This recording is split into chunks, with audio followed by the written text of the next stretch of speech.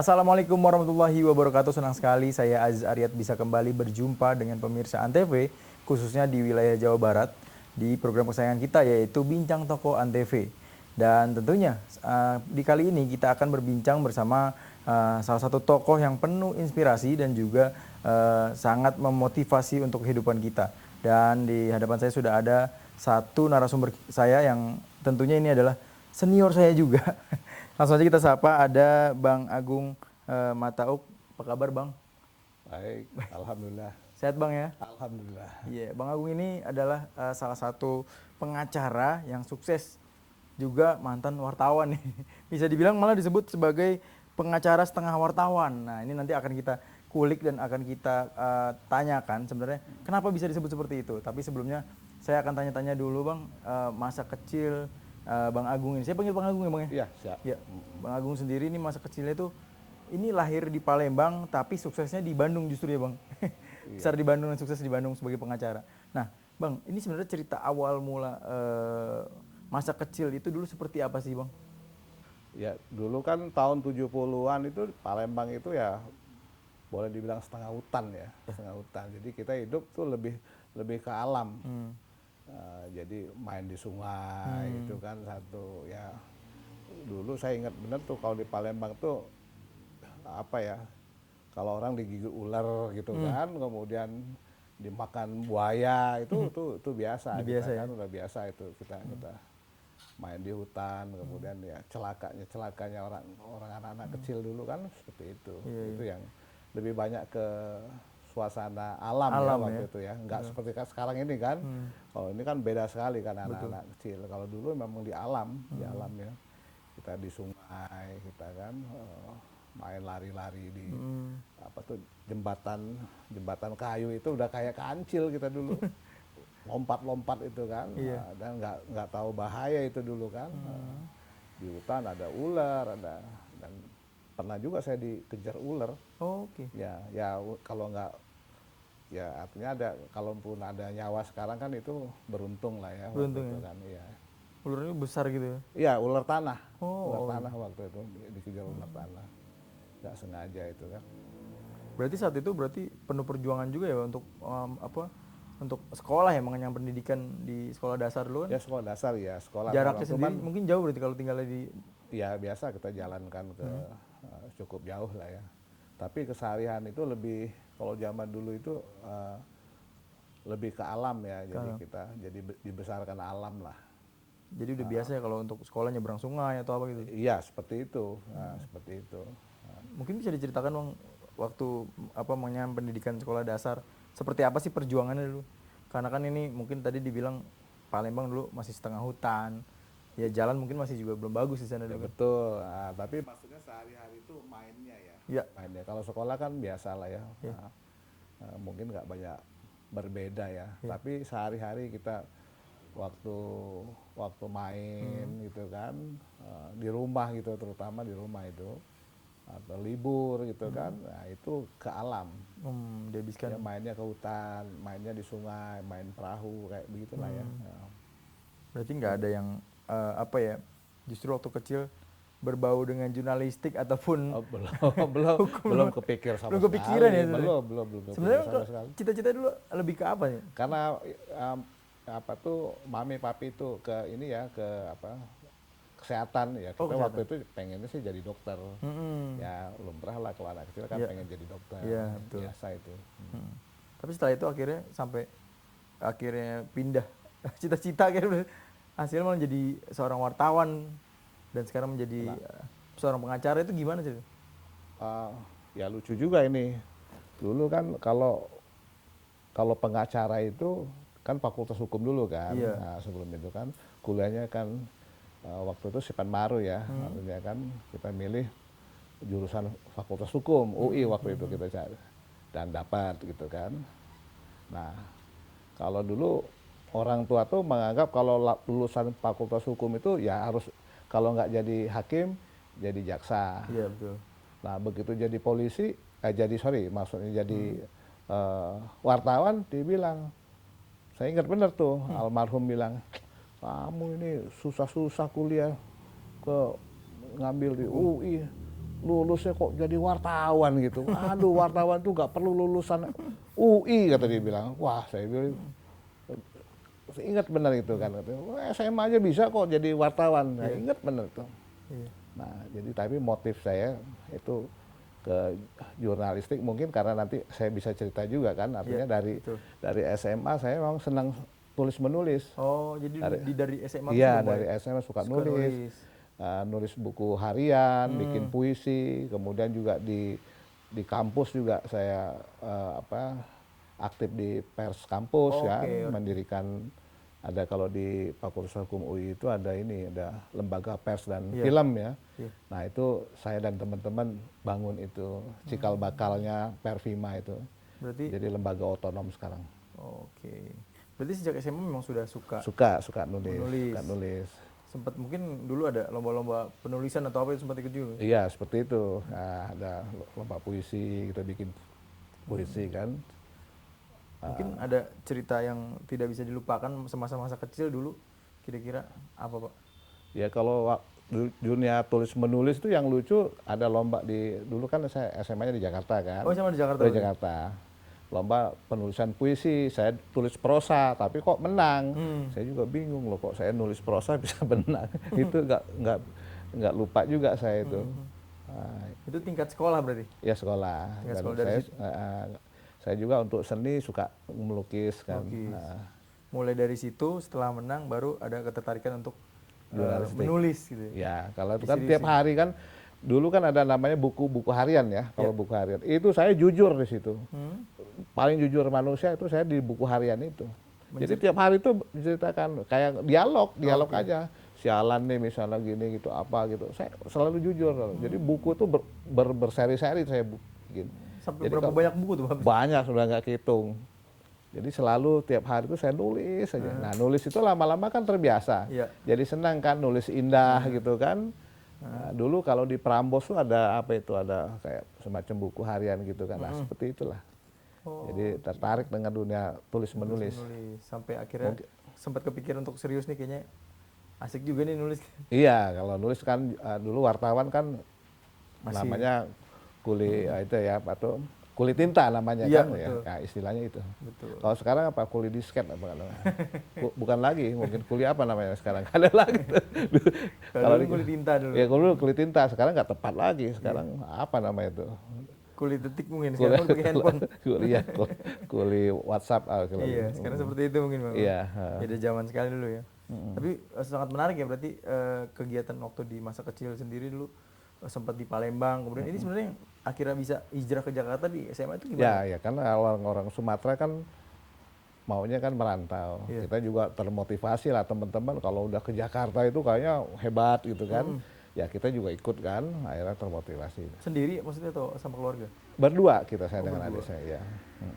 Apa yang memotivasi maksudnya sampai akhirnya harus hijrah ke Jakarta gitu? Ya kita tertarik aja dengan cerita-cerita kan kalau orang pulang kan, wah Jakarta kayak gimana gitu kan, kayak hebat gitu kan. Nah, kita tertarik juga. Gitu.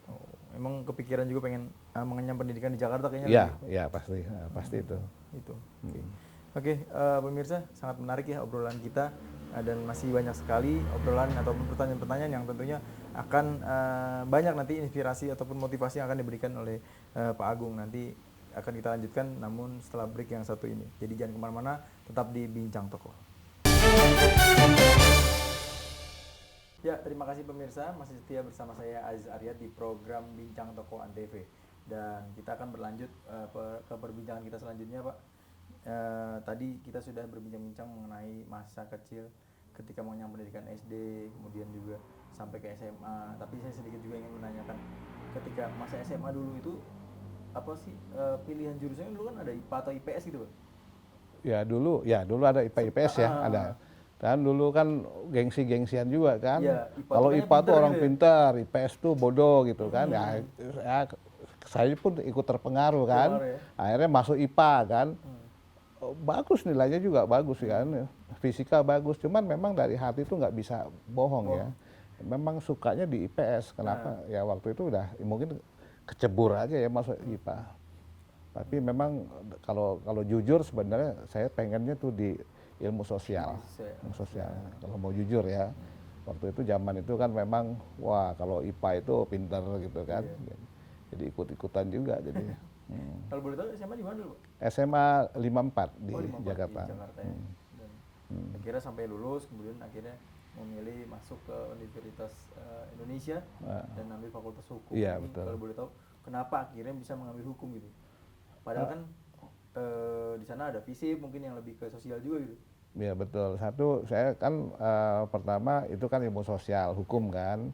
Nah kan kemudian saya suka sering lihat-lihat film-film itu ya, film-film yang berbau hukum gitu kan. Nah detektif gitu kan cerita-cerita hukum kan.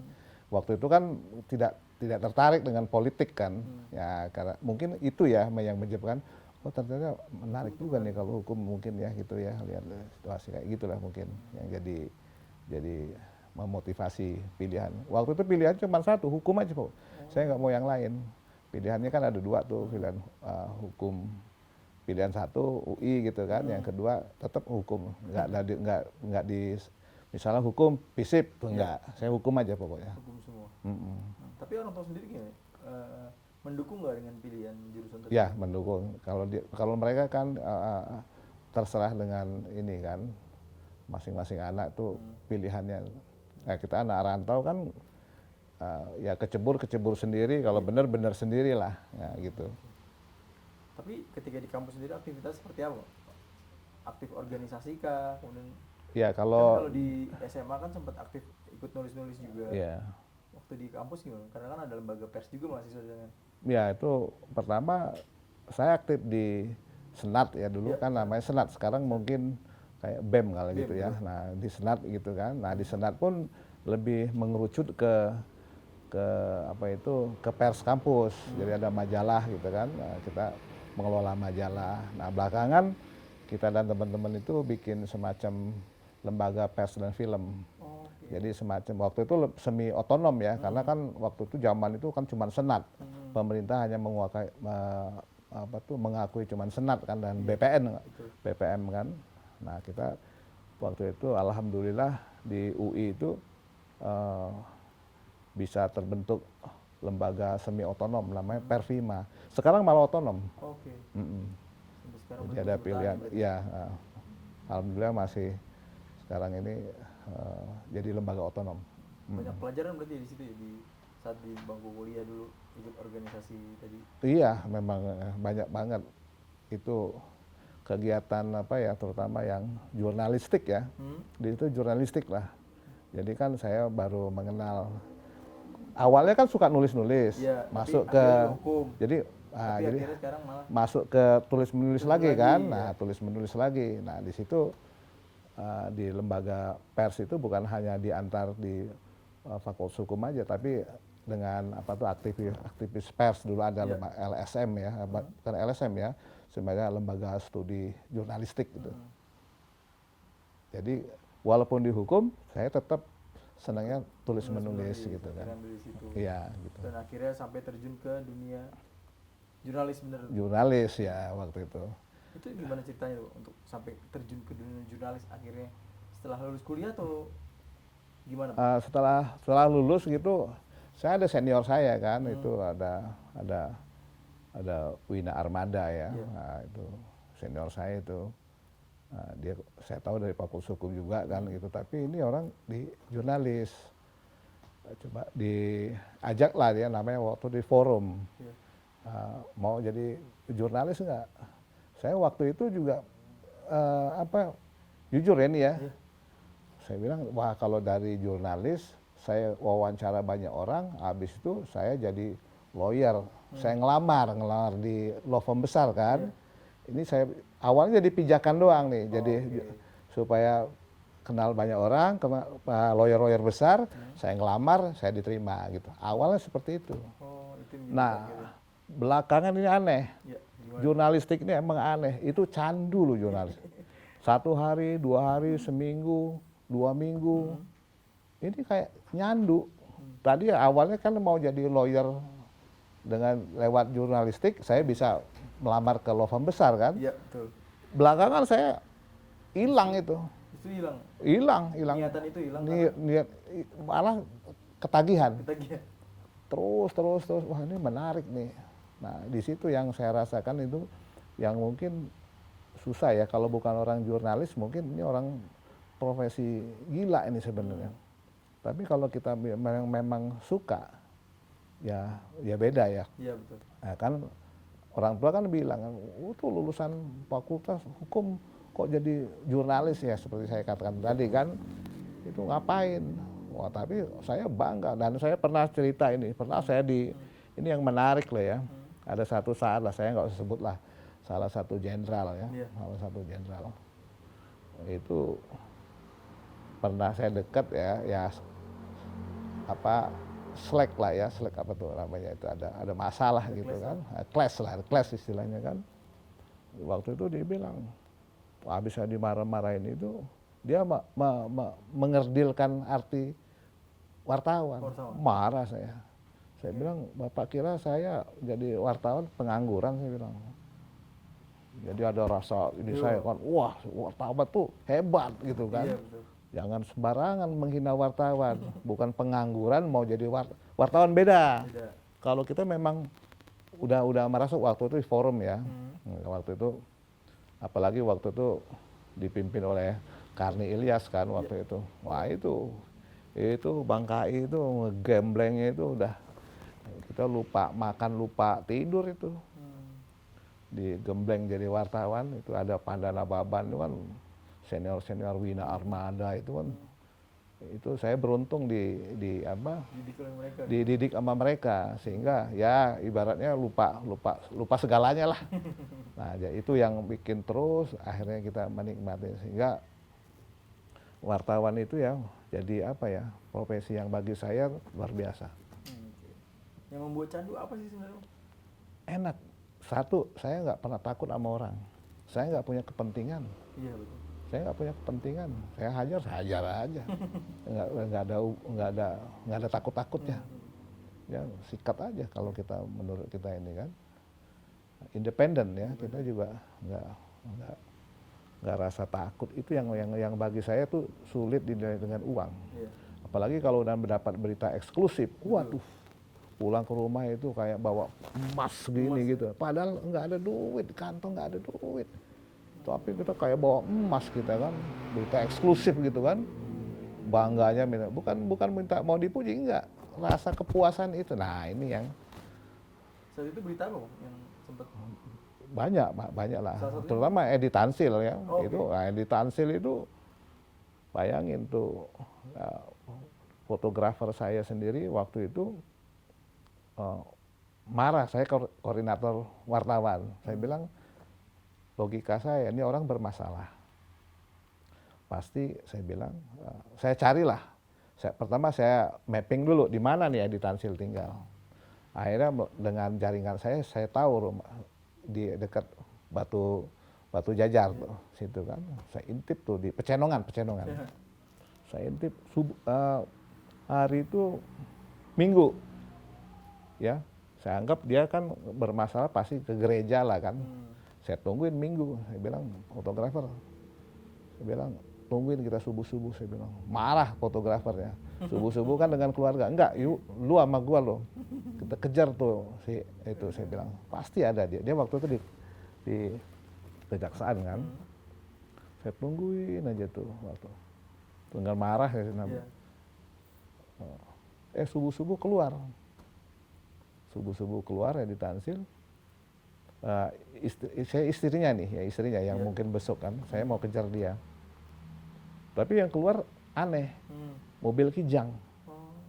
Saya logika, ini kalau konglomerat nggak mungkin dong naik Kijang kan. Tapi kok Kijang ini aneh, larinya cepet gitu kan. Saya putusin, ini saya bilang orangnya. Kejar sama itu. Benar, pas kejar tuh larinya ke mana? Ke kejaksaan. Wah itu nggak ada wartawan itu. Istri Edi Tansil, betul istrinya Edi Tansil. Datang ke Jagung, udah ribut, mau wawancara nggak mau. Wah si fotografer saya dapat peristiwanya cuman gambar doang, tapi eksklusif itu kan, udah eksklusif. Saya tungguin saya bilang. Nah, keluar dari Mabes, dari Kejagung, ini lagi nggak mau wawancara, masuk dari mobil lari. Nah di situ kecepatan itu kan per detik. Bagaimana kita mendapatkan berita eksklusif. Betul. Saya pikir waktu itu, gimana nih? Ini wartawan nggak ada nih. Pagi sekali itu, subuh dia. Akhirnya kejar-kejaran lah dengan mobil. Ya waktu itu keluarlah otak sableng kita kan, gini deh kurus, saya bilang itu fotografer. Dia kan bawa mobil. Betul. Lu tabrak tuh mobil. Itu saya nggak lupa tuh. Lu tabrak tuh mobil, begitu tabrak kan mobil berhenti. Ya nggak, lu ambil foto, lu ngomong ini, gue berantem. Nah itu peristiwa itu kan. Terus juga bingung juga ini harus nabrak mobil gitu kan, nabrak mobil dia itu kejar-kejaran nih, kejar-kejaran dia lari gitu kan, tabrak, dugar, dia nggak berhenti, tabrak dua, tiga kali nggak berhenti, lari dia, lari saya kira lari ke Pecenongan balik ke rumah kan, dia nggak turun juga sehingga si Kus kan nggak dapat foto tuh, waduh kemana, dia lari ke rupanya ke pengacaranya kan. Nah, dari pengacaranya, wah keluar waktu si dari Gani Jemat, saya mau dituntut karena membahayakan. Ya waktu itu, iya saya bilang itu waktu itu saya bilang mobil saya remnya blong, enggak bohong lu katanya, 3 kali lu tabrak lu bilang rem blong gitu kan. Ya kalau mau tuntut aja saya bilang, mobil saya penyok juga, mobil dia penyok, mobil saya penyok. Jadi gimana? Ya saya kan cuma mau wawancara sebentar aja dengan si istrinya Edi Tansil. Ya udah masuk ke ruangan, rupanya lagi rapat tuh di situ. Ya saya ngomong sedikit aja gitu kan, dengan foto, terus kan dapat fotonya. Nah itu eksklusif. Itu majalah itu sampai di fotokopi tuh. Nah itu. Jadi pengalaman itu ya. Banyak sih yang pengalaman yang nyeleneh ya, yang kira-kira yang. Nanti kita akan ya, lebih lanjut, iya, kita iya. akan kupas lagi. Jadi pemirsa jangan kemana-mana, tetap di Bincang Toko Antv. Ya pemirsa, masih bersama saya Aziz Aryat di Bincang Toko Antv. Dan seperti janji saya akan masih mengulik cerita dari Bang Agung nih. Dan ini tadi menarik sekali ya perbincangan kita, karena kita tadi sempat diceritakan soal mendapatkan berita eksklusif yang sampai mungkin bisa dibilang mengancam nyawa juga nih. Iya, betul. Sebenarnya selain hal itu ada lagi, Bang? Ya banyak lah ya dulu pernah cerita, ya misalnya begini dulu zamannya apa tuh ada penculikan gitu kan, ya saya bilang untuk dapat foto yang bagus, tapi pernah saya lempar juga orang pakai batu. Saya fotografer, saya lempar ya, begitu nengok lu foto ya. Nah itu kan sebenarnya kan nyerempet kalau kena atau saya dilaporin kan bisa membahayakan juga gitu. Betul. Kan. Banyak sih. Ada juga kasus mafia peradilan kan, perkara itu ditutupi, saya expose. Wah itu rame karena ini koneksitas, ada polisi, ada hakim yang terlibat. Saya expose, wah itu rame tuh, berantem tuh di PN Selatan sampai dibawa ke Polsek gitu kan. Nah itu cerita-cerita ini banyak sekali ya yang menarik ya, kalau untuk hanya semata untuk mendapatkan eksklusif. Dulu kita guru-guru kita dulu, saya itu gitu, kalau nggak eksklusif lu jangan pulang lah ke kantor gitu kan. Nah jadi termotivasi gitu, cari nilai lebih, jadi memang itu kalau wartawan harusnya begitu, jangan copy paste, pas bandrol. Saya dulu kalau dibilang pas bandrol, tadi itu termotivasi juga waktu jadi redaktur kan. Kalau reporter yang bawa berita yang pas bandrol, yang apa namanya pas-pasan tuh saya robek tuh. Iya, enggak. Itu jadi memang diajarkan begitu. Harus ada nilai lebih. Jadi kalau kita ya pas-pasan aja nggak usah jadi wartawan lah. Itu satu pesan mungkin yang disampaikan. Iya betul. Iya kalau nanggung itu nggak usah. Nah, jadi harus bangga jadi wartawan, harus bangga. Kayak kemarin aja ada orang yang menghina wartawan aja, saya marah. Padahal saya udah nggak wartawan lagi. Jiwanya masih ada ya? Iya, agak tersinggung menghina wartawan. Kalau boleh tahu Bung sendiri dulu awal mula berkarir di dunia jurnalis itu medianya apa Bang pertama? Dulu forum ya, Forum ya? forum keadilannya itu Forum yang Keadilan. Pak Karni kan. Bareng Nah, Pak Karni ini ya, senior sebagai senior ya? iya senior itu banyak banget saya dapat ilmu itu dari beliau. Tuh keras tuh beliau tuh, keras dia itu. Seperti apa Bang cerita awal masuk dan ketemu Bang Karni dulu? Ya dia kan dari Tempo dulu ya, kemudian jadi memimpin forum kan. Nah, jadi saya banyak apa itu belajar dari beliau itu, terutama tentang ya tadi untuk berita yang eksklusif ya, kemudian mencari apa itu menulis yang baik itu seperti apa gitu kan. Dulu saya dibilang si bandel itu. Iya. Agung tuh si bandel itu katanya itu. Kenapa tuh Bang disebut si bandel dengan? Ya, dulu Karni Ilyas tuh Bang Karni itu killer itu. Itu nggak semua orang berani dengan dia. Betul. Wartawan tuh gemeter tuh kalau dengan dia. Saya nggak pernah takut dengan dia kan. Berita saya disobek sama dia, gini gitu, dirobek. Tapi saya tatap aja matanya gitu kan. Karena menurut saya ini orang pintar. Dan saya banyak dapat ilmu. Kenapa harus saya takut? Orang itu kan ada beberapa redaktur.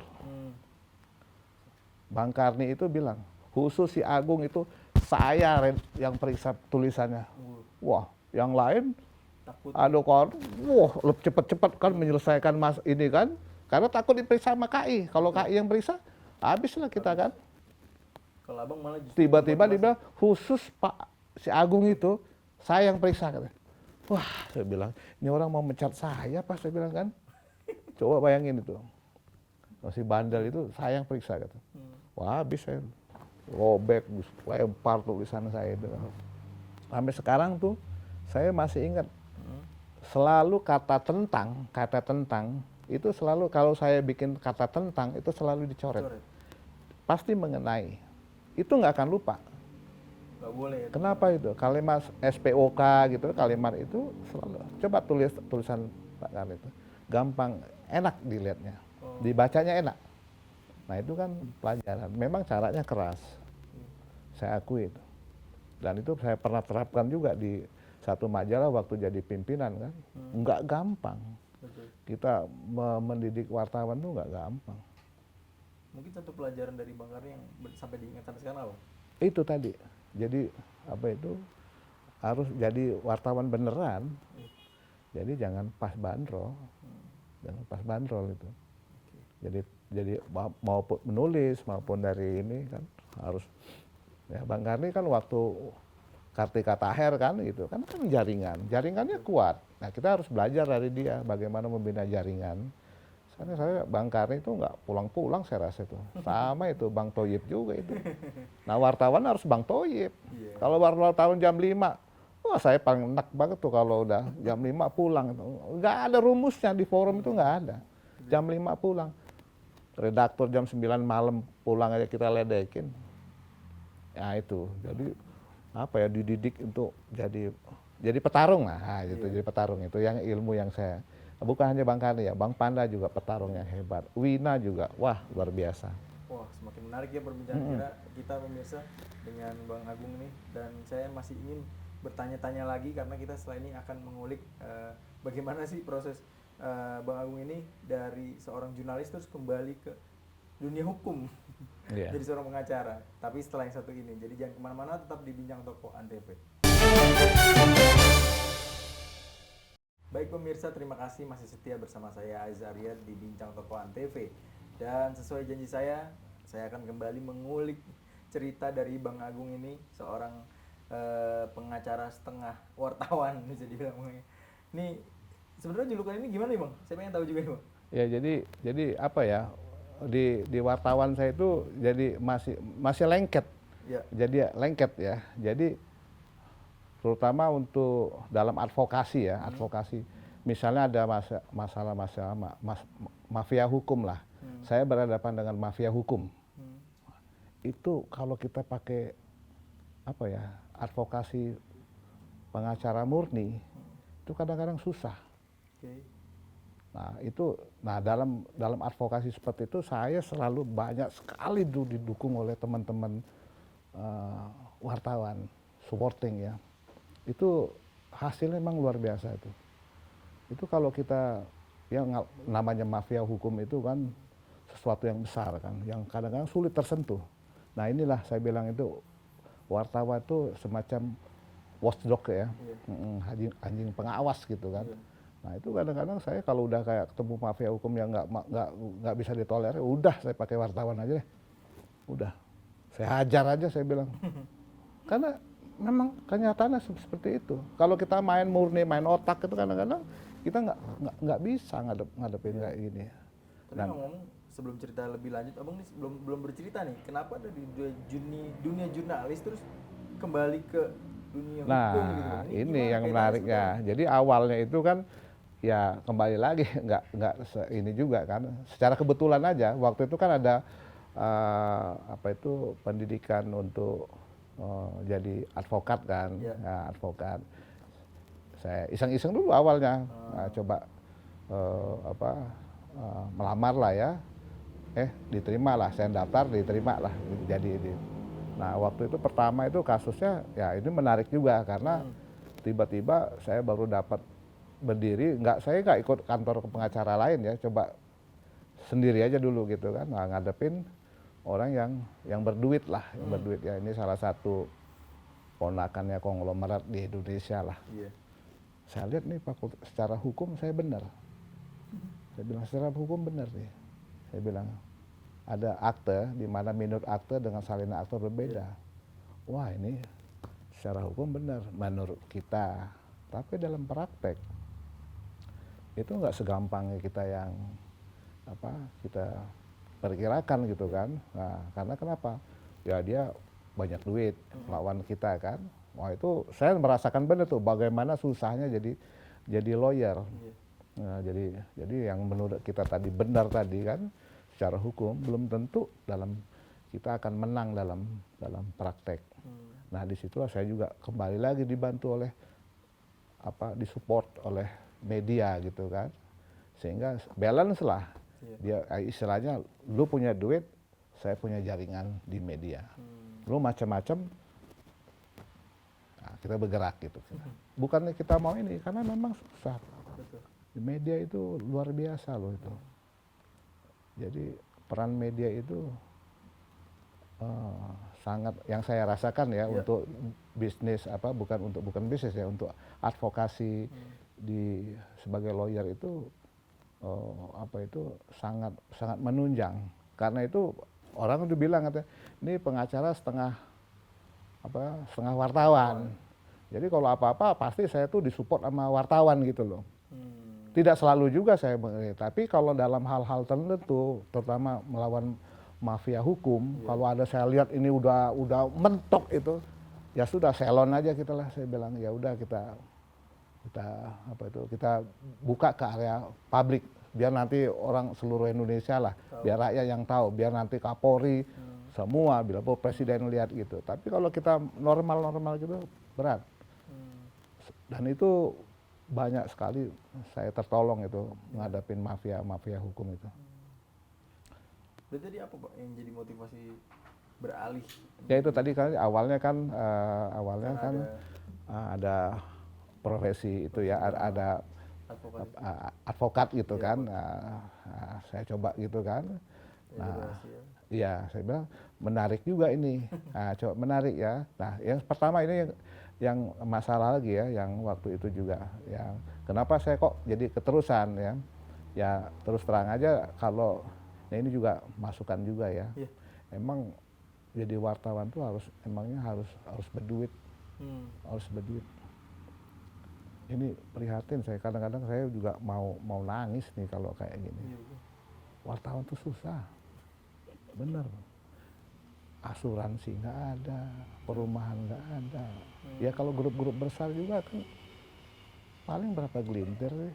Nanti itu kalau di media bawah itu masalah ekonomi itu jadi masalah. Waktu itu juga saya terasa benar itu, dirasakan benar. Jadi waktu ketemu ahli profesi itu memang ada ada kesenjangan apa perbedaan benar ya, ada perbedaan. Walaupun Dan itu membuat nyaman juga kali, Bang. betul. Jadi kalau saya bilang tadi, saya sih kalau misalnya artinya sudah cukup secara finansial ya, saya pengen jadi wartawan lagi. Betul. Jadi kalau kepuasan batin memang wartawan. Jadi seorang wartawan. Wartawan tuh luar biasa. Walaupun Enggak ada. maksudnya pas-pasan gitu ya. Iya. Nah, ini sekarang udah kalau kita dihadapkan kebutuhan apa itu pendidikan anak, kesehatan, terutama sakit ya. Kalau sakit itu luar biasa. Kita tuh kayak sendiri aja itu wartawan itu. Nah, jadi kalau misalnya wartawan itu kalau bisa berduit lah. Jadi ibaratnya buat keluarga tenang gitu kan, kita juga bisa puas apa itu mengekspresikan gitu ya apa keinginan kita gitu. Bang, mungkin satu pertanyaan saya pengen bertanya, apa sih menjadi persamaan di dunia jurnalis sebagai wartawan dan juga dunia hukum sendiri? Kalau menurut Abang ini kan dua-duanya udah pernah dialamin nih, Bang. Iya. Ya, kalau saya lihat bedanya cuma satu. Kalau untuk kepuasan ya, di wartawan itu nggak ada takutnya, independen, dia nggak bebas kepentingan. Kalau kita ini kan susah, kadang-kadang kita dengan penyidik kadang-kadang kita takut gitu kan, bukan takut dengan kitanya, tapi takut nanti digecek lagi klien kita kan, ini kan beda. Kalau wartawan memang nggak ada takutnya. Itu nilai itu nggak bisa dibeli dengan uang. Itu aja. Cuman kelemahannya di medianya, mungkin di media di Indonesia ya, mungkin secara ekonomi tingkat kesejahteraan wartawan tuh memang masih sangat, sangat kurang. Coba lihat yang senior itu ya, banyak sekali. Keluar dari media-media besar susah udah mulai. Nah itu kita sangat ini ya. Oke. Ya, wah ini nggak terasa sekali pemirsa, perbincangan kita semakin sudah di akhir segmen, karena setelah ini tapi kita masih ada satu segmen lagi yang akan kita bahas, dan tentunya akan ada cerita yang menarik lagi dari Bang Agung ini, dan tentunya jadi pemirsa jangan kemana-mana, tetap di Bincang Toko Antv. Ya, terima kasih pemirsa masih setia bersama saya Azariat di Bincang Toko Antv, dan kita memasuki di segmen akhir yang tentunya ini akan menjadi segmen yang penuh inspirasi tentunya, dan pasti ada pesan dan makna yang akan diberikan oleh Bang Agung dari cerita-cerita kita tadi, Bang Agung. Nah, Bang, mungkin ini saya ingin bertanya sedikit lagi, itu mengenai ini kan Abang berkarir menjadi wartawan pernah, kemudian sekarang menjadi seorang pengacara. Abang nggak ada kepikiran lagi nih, Bang, untuk balik lagi menjadi seorang wartawan gitu? Ya, tapi saya bilang tadi, kalau misalnya ekonomi saya ibaratnya secara finansial udah nggak ada masalah lagi ya, saya pasti pengen jadi wartawan lagi. Karena ada kepuasan yang nggak bisa dibeli. Ya, untuk advokat mungkin kita secara finansial oke lah ya, oke misalnya gitu. Tapi untuk yang kepuasan itu beda. Jadi saya pengen jadi wartawan lagi. Satu saat pengen jadi wartawan lagi. Kalau boleh pilih, sekarang wartawan banyak nih, Bang. Ada media cetak, elektronik, kemudian ada juga ada online sekarang yang mungkin sekarang berkibar gitu. Lebih pilih mana nih, Bang? Ya, saya kan dengan media sekarang ini, jurnalis sekarang ini kan jauh ya. Dulu kan pilihannya kan nggak banyak. Kalau nggak TV, cetak atau televisi kan. Kalau saya memang pengennya sih tulis ya, media tulis ya, bukan televisi ya. Nah itu. Kenapa, Bang? Ya, bagi saya itu lebih menantang aja sih kalau itu ya. Kalau di TV itu kan pendek-pendek. Kalau ini saya dengan nulis kan saya bisa lebih ini lagi ya, lebih perasaan. Dan dan sampai sekarang saya nggak bisa lepas dari dukungan teman-teman wartawan. Makanya itu dibilang pengacara setengah wartawan. Itu. Jadi lengket saya itu kadang-kadang. Ada medianya tuh masih ada. Jiwanya masih ada. Bahkan sempat pernah kayak kebablasan gitu ya, jadi seorang pengacara lagi sidang tapi seperti wartawan kan. Oh ya, bisa itu. Pernah juga? Iya, pernah itu. Karena kita kan biasa tadi nggak takut kita dengan orang itu kan.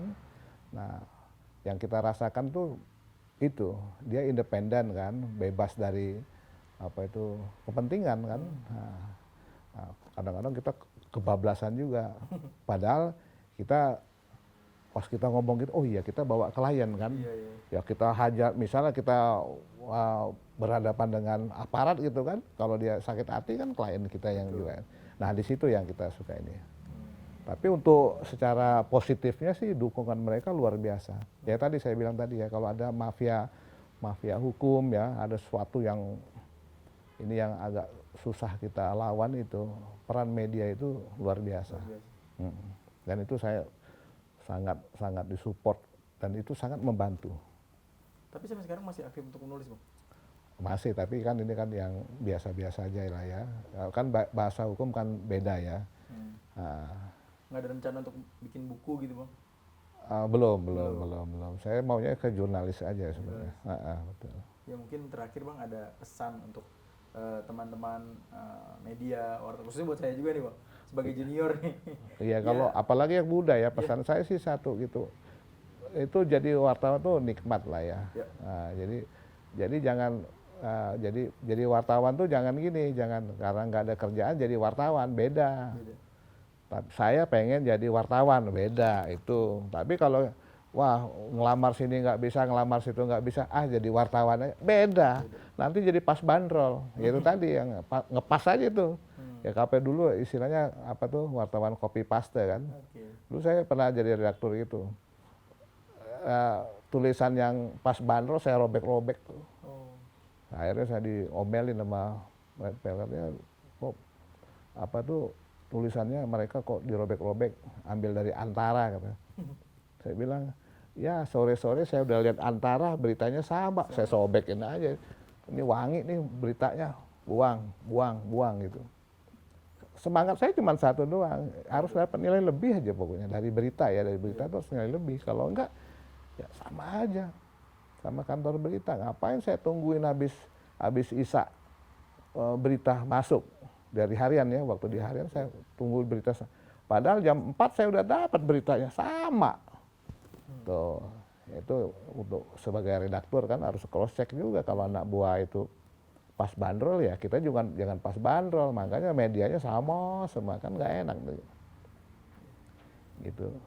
Wah, sangat banyak sekali informasi yang mungkin bisa menjadi motivasi juga buat saya dan juga teman-teman jurnalis muda ya, Bang. Iya. Dan terima kasih banyak, Bang. Oke, sama-sama ya. Cukup panjang sekali berbincang-bincang tadi. Iya. Banyak mengulik cerita mengenai keseharian, latar belakang juga dari Bang Agung juga tadi cerita banyak soal menjadi jurnalis seperti apa, sulitnya, tantangannya seperti apa. Iya. Dan ini akan menjadi motivasi buat saya dan juga teman-teman dan juga pemirsa. Jadi terima kasih banyak, Bang, atas waktunya. Terima kasih ya. Ya, Mas. Pemirsa, jangan lupa saksikan terus bincang tokoh TV. Kalau gitu saya pamit undur diri. Aziz Aryat, wabillahi taufiq walhidayah. Wassalamualaikum warahmatullahi wabarakatuh. Waalaikumsalam.